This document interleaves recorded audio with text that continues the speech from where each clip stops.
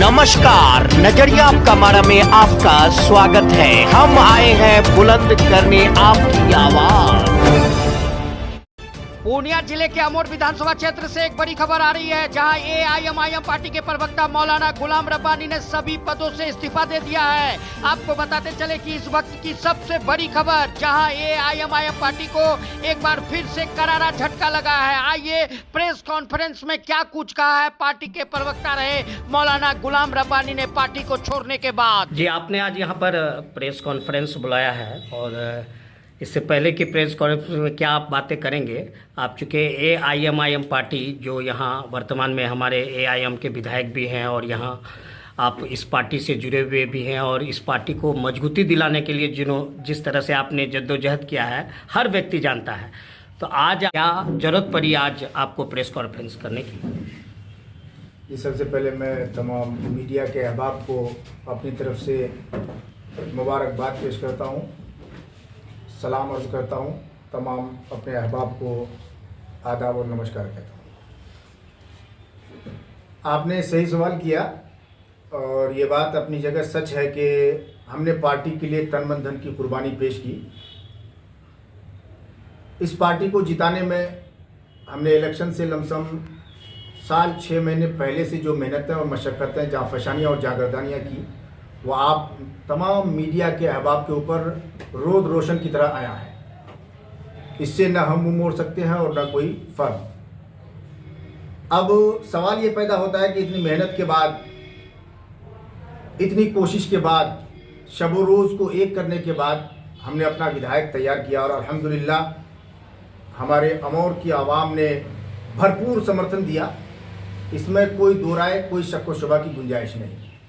बावजूद उसके इस इलेक्शन से एक साल पहले हम लोगों ने पब्लिकली जो गुफ्तगू की थी, पब्लिक के पास हम लोगों ने जब वादा मुआहदा किया था, और हम लोग ख़ास तौर से एआईएमआईएम पार्टी से जो ज्वाइन हुए थे, कुछ न कुछ सोच के, कुछ न कुछ समझ के, कोई न कोई ख़ास बात समझ में आ रही थी कि हमारे अमौर विधानसभा में इस तरह के लोगों की ज़रूरत है जिससे हमारे अमौर विधानसभा को कुछ न कुछ तरक्की, कुछ न कुछ उरूज मिले।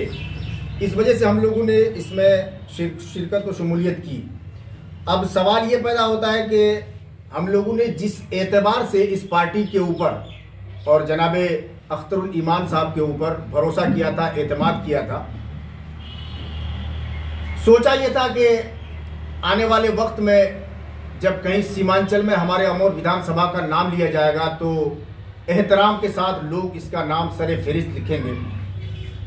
अमौर विधानसभा का नाम सरे फहरिस्त लिया जाएगा, अच्छे और बड़े अक्षरों में लिखा जाएगा।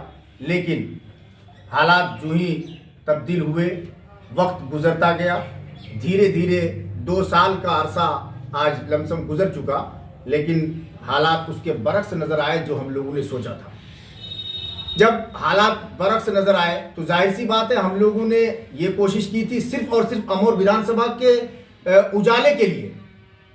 मकसद क्या था हमारा कि हम अमौर विधानसभा को, इसके गलियों को, इसके नालियों को, इसके नदी कटान, जैसा कि आप लोगों को अच्छी तरह से मालूम है कि हम लोग नदी के किनारे घूम घूम कर यही वादा कर रहे थे कि हम लोग आएंगे तो आप लोगों के लिए बहुत आसाइश व आराम और सुकून और राहत की जिंदगी।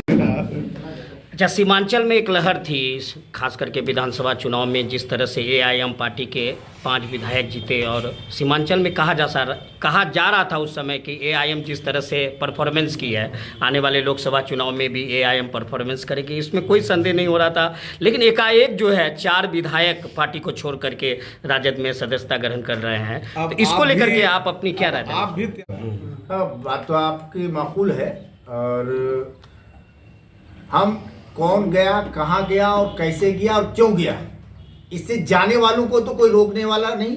लेकिन मैं इतना तो ज़रूर कह सकता हूँ कि जिस घर का गार्जियन ठीक नहीं होता है उसके बच्चे बेतरतीब होते हैं, बेमुरवत होते हैं और बेतालीम होते हैं, तालीम से खाली होते हैं। कहीं ना कहीं हमारे अंदर में तो कमी रही होगी जो हम अपने बच्चों को संभाल नहीं पाए। इसमें दूसरे को दोष देना गलत है।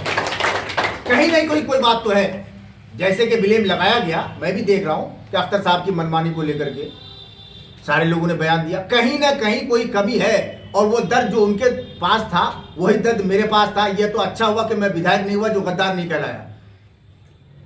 जी हाँ।